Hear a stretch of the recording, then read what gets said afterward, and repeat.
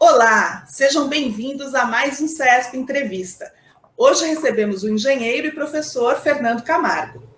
Engenheiro eletrônico formado pela Faculdade de Engenharia de Sorocaba, Facens, com mestrado pela Escola Politécnica da Universidade de São Paulo, a PoliUSP, ele tem uma vasta experiência profissional, incluindo o desenvolvimento de hardware e software de equipamentos microprocessados. E é sobre um dos projetos nos quais ele atuou ao longo da sua longa carreira que o engenheiro Fernando Camargo conversa conosco hoje, a urna eletrônica. Em funcionamento nas eleições brasileiras desde 1996, esse equipamento que transformou a votação e a apuração em processos muito mais ágeis, vem sendo hoje objeto de questionamentos, especialmente quanto à sua confiabilidade. Engenheiro Fernando, seja muito bem-vindo e muito obrigada por nos conceder essa entrevista sobre esse tema que está afligindo muita gente hoje. É um prazer, é um tema que eu gosto muito desse assunto, porque foi o único projeto que eu consegui trabalhar que meu pai entendeu o que fazia. O resto ele não conhecia, não conseguia entender. Então, a urna eletrônica, para mim, é muito caro o projeto, tem um preço muito grande, trabalhei muito nela. Professor, então, queria que o senhor começasse contando exatamente como foi o seu trabalho com a urna eletrônica, que trabalho que o senhor desenvolveu com esse equipamento que faz parte da nossa vida. A urna eletrônica, ela começou na realidade, bem antes de 96, né? Um ponto que marcou muito isso daí foi aquele problema da Proconsult, né, que foi uma fraude no Rio de Janeiro, foi pesada, envolveu, até a Globo foi envolvida, porque eles fizeram um software de apuração que mudava os votos, na época o Brizola, que estava sendo eleito. Então foi identificado que o processo de totalização era muito frágil, onde toda a fraude ocorria. Isso tanto ainda é verdade que você vê que nos Estados Unidos aconteceu exatamente isso daí. O pessoal atacou lá bastante, está lá sob júdice, mas atacou bem a parte de totalização. Então, o primeiro problema que precisavam resolver era a totalização. Aí pensaram em automatizar o processo, tinha algumas ideias já andando, fizeram uma licitação, e em 96, a Unisys, a empresa que eu trabalhava, ganhou a licitação, e eu entrei na operação como engenheiro, como responsável, como gerente de software, né, que foi usado na urna, que ia ser desenvolvido. A empresa que desenvolveu o software para nós foi a Microbase, e eu era a interface entre a Microbase e o TSE. Basicamente isso aí. Então, a urna começou, para você ter uma ideia, com o design, né? Ela começou com o design pensando no ATM, né, que era o teclado e a tela em cima. Mas daí viu que aquilo ali ficava muito alto, era instável, daí deitaram. Daí por isso ficou o teclado de um lado e a tela. E começou o projeto assim. Aprendendo, vendo qual a melhor alternativa que tinha. A primeira urna que tinha, 96, ela tinha 2 disquetes, não tinha, era um software que usava, era um DOS-like, que era o Virtus, fabricado pela empresa brasileira, que é a Microbase, e foi feito todo o processo de votação para tratar a eleição completa, e além do processo de votação, tem uma série de programas de back-office, que foi feito usando o equipamento. Então, por exemplo, quando era fazer o cadastro dos candidatos, ele usa uma urna eletrônica com um programa especial para pegar dados da foto, registro dos dados, para usar o banco de dados. Para quê?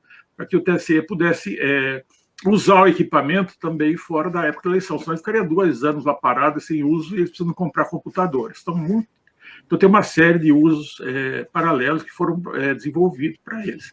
Então, o software foi feito para votação, foi aplicado, acho que foi 70, foi em todas as capitais, cidades com mais de 100 mil habitantes, umas 70 mil urnas. O grande detalhe que tem do projeto é que você ganhou a licitação, você tem 2 momentos, que o primeiro é ganhei, o segundo é meu Deus, eu ganhei. Aí você tem um prazo de tempo muito curto para desenvolver tudo. O hardware, o software, é uma correria, uma loucura. Mas a parte mais legal aí foi que eu tive a oportunidade de trabalhar com o TSE. Sabe aquela parte mais civil, sabe, de você querer poder ajudar, fazer alguma coisa, uma contribuição com a sociedade que você tem quando está na faculdade? Pois é, eu pude fazer. Então foi muito legal, conheci o pessoal do TSE, eram pessoas sensacionais, tem uma parte de logística fenomenal. Aí que eu vi a dificuldade que é fazer uma eleição num país do tamanho do Brasil. Então, eles tinham desde estruturas com carros até canoa, conexões por satélite. É impressionante o trabalho que o TSE faz. Eu tiro o chapéu, eu aprendi muito com eles nessa parte. Aí, vamos fazer a eleição, tinha lá uma ideia de como seria o processo, né, que eles tinham do edital, que você tem que seguir, e fizemos o desenvolvimento todo do software que era usado na urna de votação. O foco principal era resolver dois probleminhas. O primeiro, que era a totalização, e o segundo, que era a segurança de quem ia votar, para garantir que ninguém soubesse como você estava votando. Porque citavam muito, tinha um exemplo do voto formiguinha.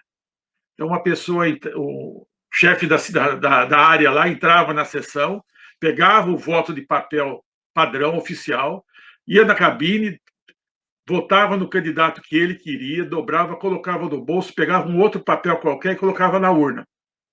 Aí ia para fora, o seguinte da fila, ele dava o papel para ele, assim, esse aqui é o voto já pronto, quando você traz o seu. Então, ele ia lá, pegava o voto em branco, guardava, pegava aquele que já estava preenchido, colocava na urna, então era o voto formiguinha. Assim ele garantia que os candidatos dele fossem votados. Então tinha que acabar, o cara não podia saber quem estava votando, em quem ele estava votando. Por isso que eu voto lá, fica as cabines, não pode ir com celular, é tudo para segurança. Quando fizemos a urna na época, ela imprimia o voto. Só tinha você não via, mas o voto era impresso e caía numa urna plástica. E a parte de totalização foi resolvido com o famoso zerésima IBU. A zerésima mostrava que não tinha voto nenhum no equipamento, ele já não estava preenchido com votos para alguém. Então, você lia lá o relatório, todos os candidatos que estavam cadastrados e que estavam com 0 votos. E depois, no final da votação, você tinha o BU, que era o boletim de urna, mostrando exatamente quem recebeu quantos votos. E esse daí eram 5 vias. Então, uma via era colocada no local da votação, a outra tem um processo lá que outra vai para o TSE, outra vai para o pessoal do jornal, outra vai para o pessoal representante lá dos partidos políticos. Ou seja, antes mesmo do processo de totalização começar, o número de votos daquela sessão já era conhecido. Então, eu lembro que o pessoal ia correndo de sessão por sessão com o celular. Fulano, nosso candidato teve tantos votos. Ou seja, já sabia, quando começava a totalização, se houve apuração, quanto foi de voto. Ou seja, desde 96, o processo de totalização é completamente auditável. Então, você sabe, por sessão, quantos votos teve. Então, você tem como saber se o candidato teve aquela quantidade de votos ou não. Então, foi um problema que foi resolvido. Onde estava mais frágil foi sendo resolvido. Tá? E começamos em 96 assim. Tá certo. Agora, só voltando um pouco para a gente entender, o senhor citou aí várias características da tecnologia da urna eletrônica, inclusive para garantir que quando a gente começa a votar não tem nenhum voto lá na urna. Como é que funciona uma urna eletrônica, o beabá dessa tecnologia? Bom, primeiro frisar o seguinte: a urna é um projeto em evolução. Todo ano, a cada 2 anos era comprado equipamento, e a cada 2 anos o equipamento sofria alguma melhora para aumentar a segurança e a partir dos dados que eram coletados.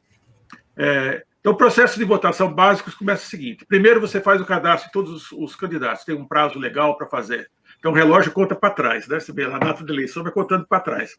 Então, você vai lá, você tem que criar base de dados dos candidatos. Então, você vai criar a base de dados. E também você tem que criar a base de dados dos eleitores. Então, a primeira base de dados que eles tinham feito uma revisão e tudo mais, mas ela não fazia cruzamento de dados. Então, em teoria, você poderia se cadastrar como eleitor em estados diferentes, que o controle era muito estadual, né? Aí, no meio do processo, colocaram a biometria e, com isso, começaram a fazer o cruzamento de dados para melhorar a qualidade de base de dados eleitores. Ou seja, sempre tem melhorias no processo conforme vai ser identificado pontos ainda sensíveis de fraude que possam ser corrigidos. E quem quer fraudar, vai buscar é um trabalho contínuo.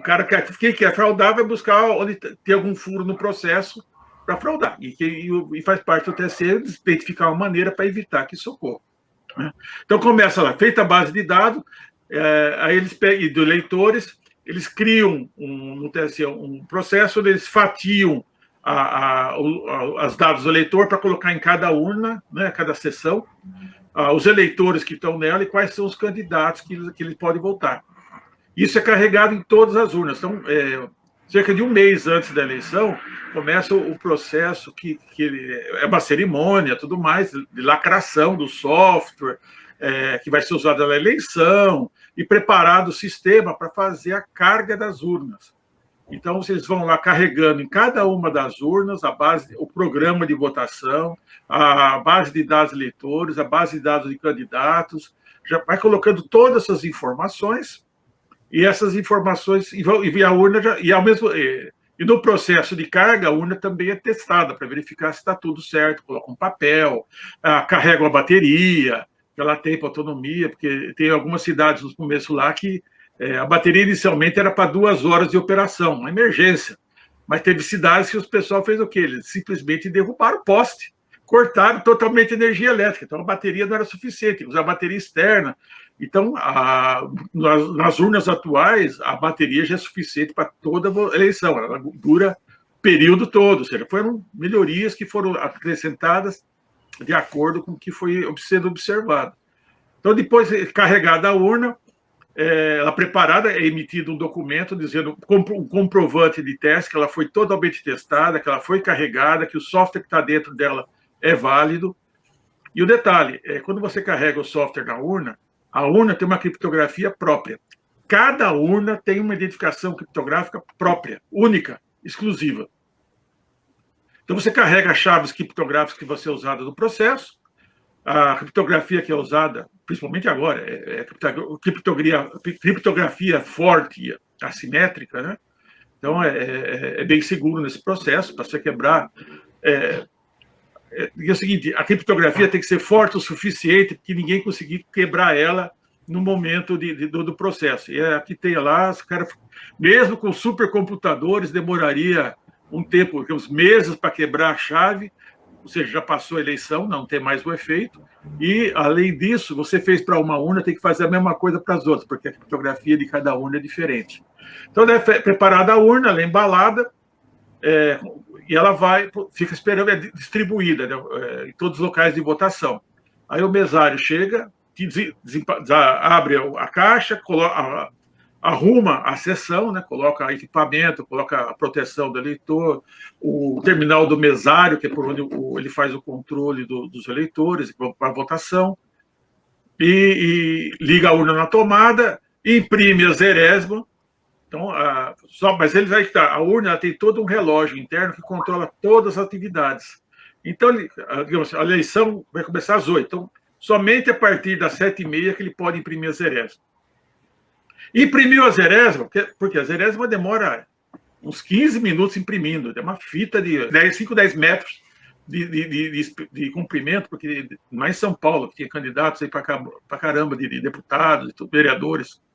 Então, dava 5, 10 metros. Imprimiu a zerésima, aí fica lá aguardando. Até às 8 horas. Só depois das 8 horas é que pode começar a votação. Daí o mesário vai entrando no eleitor, ele pega o número do título, digita no terminal do mesário, ele vai no banco de dados para verificar se o eleitor já votou ou não, para verificar se o eleitor está habilitado a votar naquela sessão ou não. Aí, ele, estando habilitado, ele libera o uso do equipamento, o eleitor vai ao local, faz o voto dele, terminou de voto, aparece lá na tela de fim, ele não consegue voltar para trás, ele vai avançando, vai votando por candidato. Aí, aquele barulhinho lá, o firuliro, foi só aquilo ali demorou mais de uma semana para desenvolver. É uma purelise, um pedacinho da purelise mais acelerado. Então, demorou uma semana, porque assim, não, o cara tem que escutar, está na porta da sala de aula, tem que escutar, então tem que escolher as frequências para que desse mais audível, foi divertido. Aí ele terminou de votar, aí o mesário pode habilitar o próximo eleitor, e assim vai.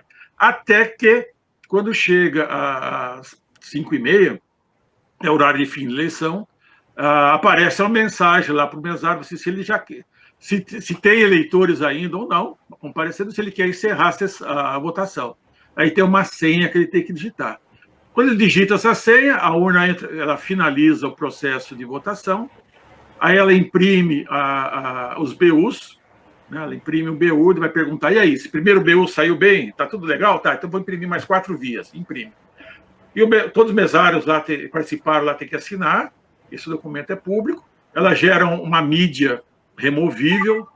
Vou falar mídia removível porque na primeira urna era disquete, depois passou a ser um pendrive especial, né? Então, é uma mídia removível, que os dados dentro da mídia são criptografados, esses dados e alguns dos BUs são encaminhados para o local de transmissão, lá as mídias são lidas e enviadas para o TSE na época, né? Agora já estão tentando mudar um pouco para ir para o TRE, para a parte local, o estadual, né? Onde é feito o processo de totalização. A totalização é muita informação, toma muito tempo. O processamento lá é quantidade de dados. A informação em si é uma soma só que faz, mas a quantidade de dados é grande. E o fato de estar criptografado, você abrir um arquivo, a criptografia toma bastante tempo, né? Porque tem que validar o conteúdo do dado, que está certo, tem que pegar a chave de criptografia de cada uma das urnas, recupera os dados. E quando manda os dados, não é somente os dados de votação, tem também uma série de informações que a urna coleta, quais eleitores votaram, tem um log, né, que a urna gera, todas essas informações que também depois normalmente são transmitidas depois, para não comprometer o tráfego, né, porque o principal é ter apuração. Mas depois para você fazer análise, para verificar como é que foi a eleição, para ver qualquer problema que tenha ocorrido. Aí é feita a totalização e fica público. Basicamente é isso. A urna fica salva lá, que depois da eleição, está com tudo montadinho ali, dá igualzinho, fechou. Não mexe mais nada. E o senhor comentou que no começo tinha um voto impresso correspondente a cada voto na urna eletrônica, que não era público. Era uma urna plástica que era acoplada atrás da impressora, e ele imprimia o voto e caía lá dentro. Por que isso foi abandonado, será? Olha, o TSE pode responder mais, mas um dos problemas que tem é o seguinte, quando você fala índice de falha, então, se você falar que houve um erro, um índice de falha de 1%, nós estamos falando de 400 mil urnas. 1% dá 4 mil. São 4 mil lugares de votação com problema. É muita coisa. Então, o que dá mais falha? Um dos dispositivos que dá mais falha é a parte que tem mecânica associada, que é a impressora. No primeiro teste que nós fizemos da urna, foi, acho que em Curitiba, nós levamos acho que 10 equipamentos para fazer o teste, demonstração, divulgação da urna, que era uma ideia nova, né? Foi muito legal, eu vi pessoas indo votar lá, que estavam emocionadas, sabe? Pessoas simples, que nunca tinham visto um computador, foi o primeiro computador que eles estavam vendo, foi muito bacana. Só que aconteceu o seguinte, deixamos todos lá preparados, entre deixar preparado para o dia seguinte fazer a simulação, choveu que não acabava mais, de alagar. O que aconteceu? O papel lá paradinho, para carregar na urna e tudo mais, ele ficou úmido. Aí, e como você tinha uma saída muito estreita, ele começou a dar muito problema de atolar o papel na impressora. É lógico que depois tem que fazer o quê? Mudar detalhes do processo para evitar esse problema. Então, por exemplo, quando você preparava a urna, ela já ficava com a língua de papel para fora, de maneira que você... Ou quando ela começava, ela já cuspia uns 2 metros fora para evitar qualquer problema de formatação de papel por causa do caminho que ela faz, ou por causa de umidade, para evitar isso daí. Foi corrigido. Identificado um problema, acha-se a solução para ele, né? Então foram corrigidas todas essas anomalias. Só que aquele papel não me consta que nenhuma vez tenha sido usado para fazer qualquer tipo de contagem, não tenho essa informação. Então, como aquilo ali tinha um índice de falha mais alto e não estava sendo utilizado para esclarecer nenhuma dúvida, acho que foi por isso que eles decidiram remover a impressão do voto. Mas nos testes que são feitos de homologação das urnas, tá?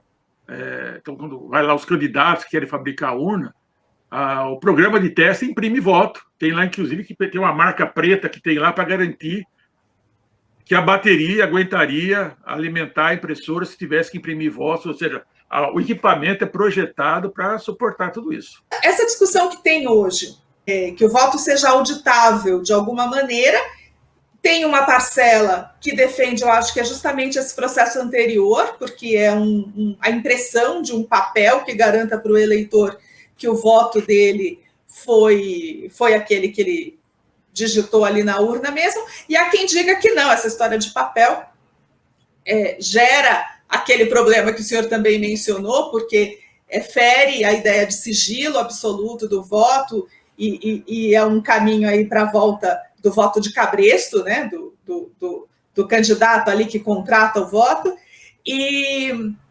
mas que haveria maneiras eletrônicas de fazer esse voto auditável. O que o senhor acha disso? Em 2002, tá, a Yunis ganhou a licitação da urna de novo,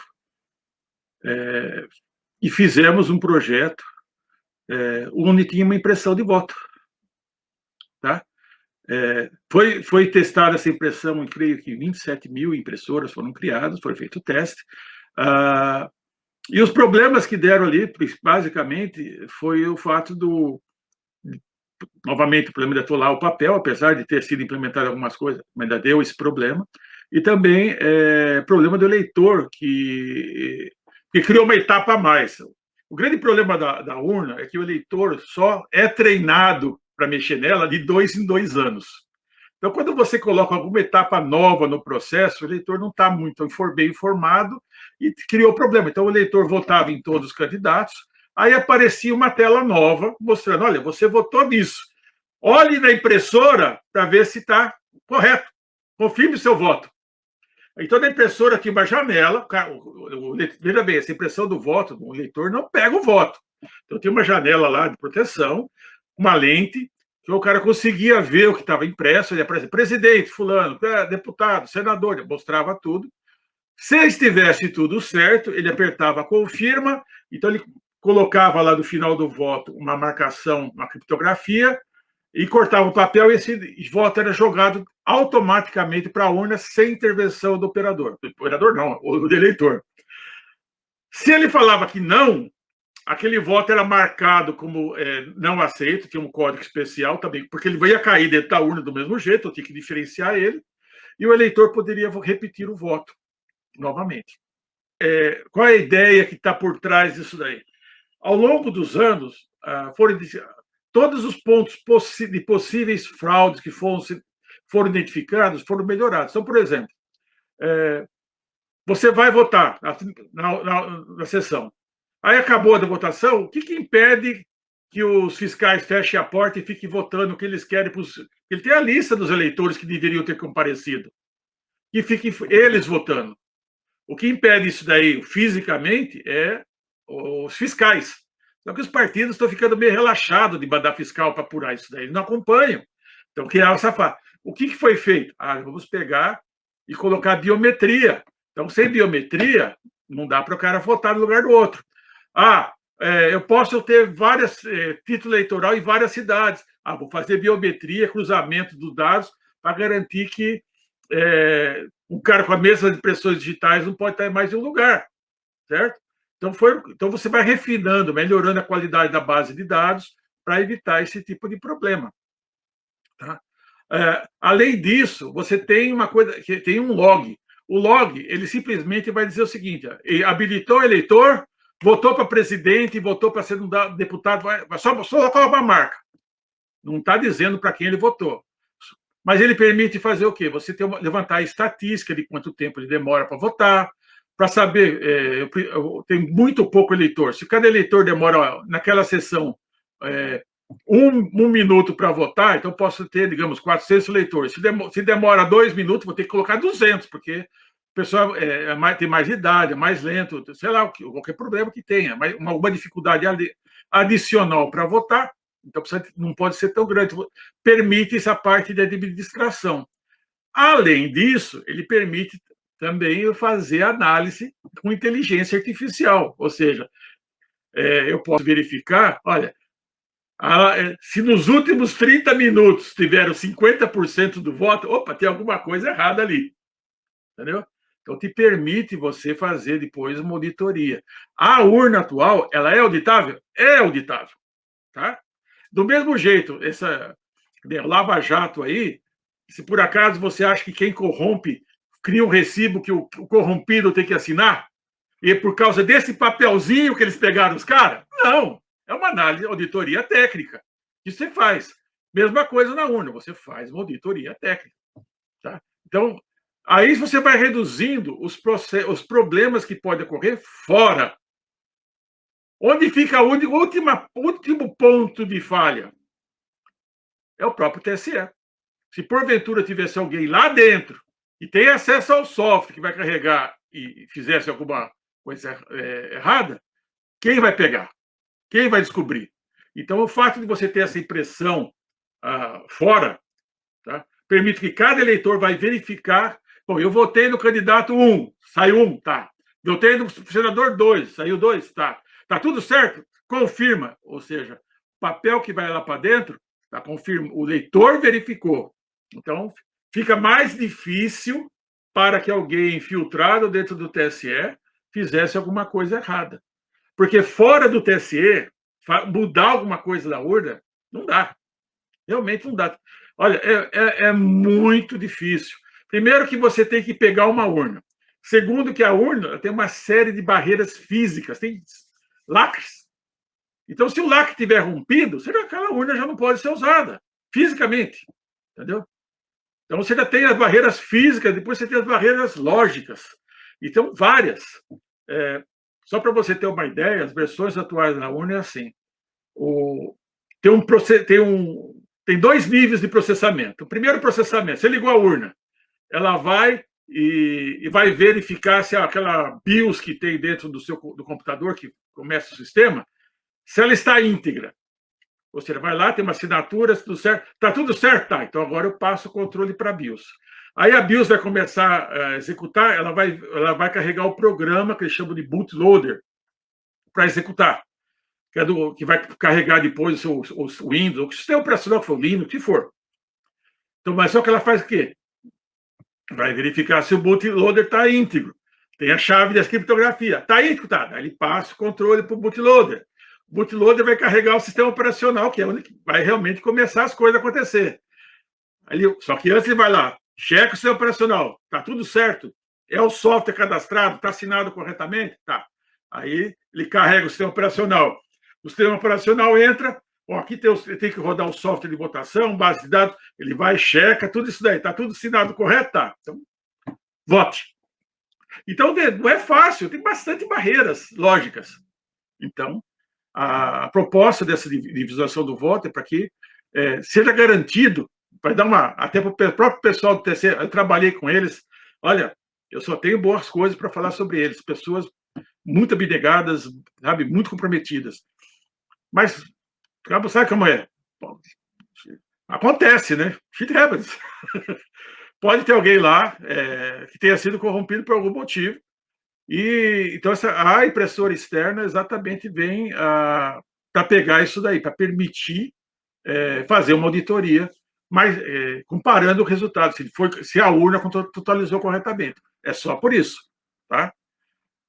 Tem alternativas? Bom, primeiro, a auditoria hoje da urna você pode fazer.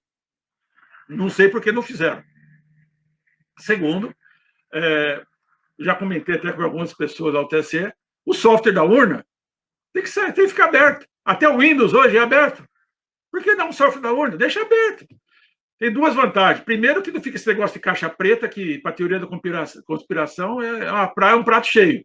E segundo, que você vai ganhar milhares de programadores que vão analisar o código e vão dar propostas de melhoria.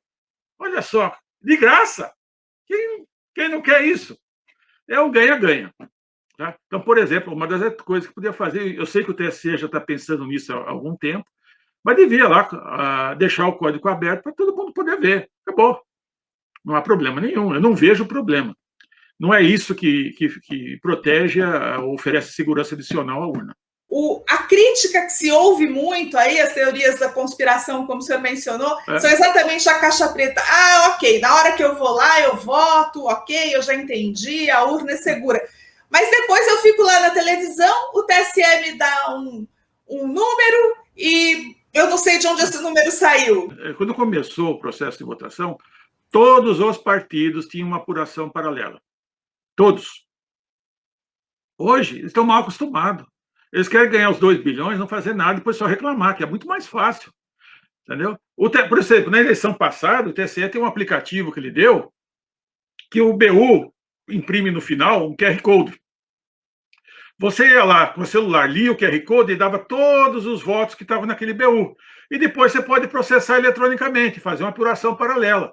Então você não pode dizer, o TSE ficou parado. Cara, você vai lá e viu os votos do seu candidato. E você apurou paralelo. O TSE só vai confirmar o teu número. Deu diferente, você tem embasamento para chiar. Todos os dados de sessão ficam publicados no TSE. Então, você pode ir para cada uma das sessões e ver quantos votos você teve. Então, você tem como verificar. A auditoria tem que ser feita. O problema não é o fato de não ser auditável. O problema é não ter ninguém querendo fazer auditoria. É só isso. Você quer ver um exemplo? Nós votamos agora em 2020. Várias queixas de que a urna não é auditável, que não sei quem desviou. Ué, audita a urna. Mas a eleição já passou, como é que eu vou auditar? Olha, quando você vai... tem a cerimônia de lacração. A cerimônia de lacração, ela vai mostrar cada um dos programas que tem dentro da urna e qual que é uma assinatura que esse programa tem. Bom, você pega as urnas que já votaram, pega os programas que estão ali e verifica se a assinatura é a mesma. Se a assinatura mudou, significa alguma coisa está errada aquilo ali. Vai tratar.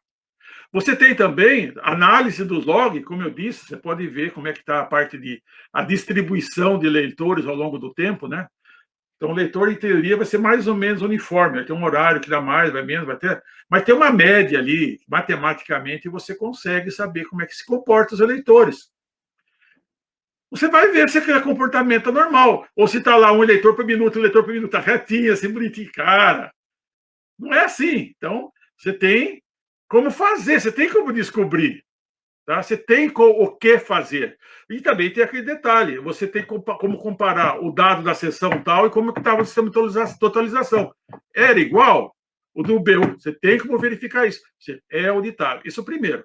O segundo, um dia antes da votação, antes de distribuir os equipamentos, eu chegava um grupo lá de auditor, dentro do armazém do TSE, ou do caso dos CREs, né? E sorteava. Eu quero aquela urna, pegava umas 5 urnas, por exemplo. Então, aquelas urnas tinham que ser substituídas por outras, porque ele ia usar para auditagem. Eram urnas que tinham sido criadas originalmente para votação. Então, ele pegava 5. Essas 5 iam para o local fechado, com câmera de televisão, com vários fiscais, onde era que ficava esperando o horário de votação, fazia todo o processo normal de votação e filmava. E tinha um roteiro. Então, primeiro voto, espera tanto tempo. Segundo voto, espera tanto tempo. E assim ia. Fazia um roteiro e, no final, via se o BU batia. Que assim, é simples. Isso já tinha desde 96, são conceitos que tem lá. Se não fizeram, aí é outro problema. Mas, veja, é possível de ser feito. Ou seja, a urna hoje já é auditável. Tá? O que eu não vejo é motivação para auditar. E quando se encontrasse alguma coisa errada, tem que dar mostrar que houve alguma coisa errada, foi identificada, a pessoa que fez essa coisa errada ser exemplarmente presa, alguma coisa do tipo, e mostrar, olha, o problema foi identificado, foi isso, a falha estava nisso, vai ser aprimorado na próxima turma. Acabou. É isso que nós esperamos. Pelo menos é o que eu espero. Entendeu? O aprimoramento contínuo. Hoje, a auditoria é técnica. Você pode, com a impressão do voto, não deixaria de ser técnica. Só que daí vai criar outros problemas. A hora que você tem um papelzinho em cima de uma mesa, cara, tem uns caras com habilidade ali de passar a mão, sumir papel, aparecer papel novo. Então, você tem uma série de coisas que você faz para evitar isso. Professor, para a gente encerrar aqui, diante disso tudo, o que o senhor diria para quem hoje está pensando que voltar ao voto impresso seria melhor que a urna eletrônica que nós temos? Olha, o voto impresso, a urna eletrônica apareceu por causa da quantidade de falhas, burlas que havia no voto impresso, voto em papel. Vamos deixar bem assim. A impressão do voto não é a mesma coisa. Quem imprime a urna, o eleitor pode ver, mas não pode tocar. E ele vai automaticamente na urna. É só isso. É só um nível a mais de segurança que está sendo implantada no sistema. É um aprimoramento contínuo. Tá? Então, é só isso. Não, eu tenho visto alguma pessoa falar que não vai votar, a pessoa vota o papel, pega, põe no bolso. Não tem nada disso. Então, o que está sendo discutido é completamente diferente. Quem fala isso daí é porque eles conhecem tudo. E, como eu disse, a urna hoje ela é auditável tecnicamente, que nem um processo que o pessoal usa para pegar corrupto. Tá? Usa lá, vê a movimentação de dinheiro e pega.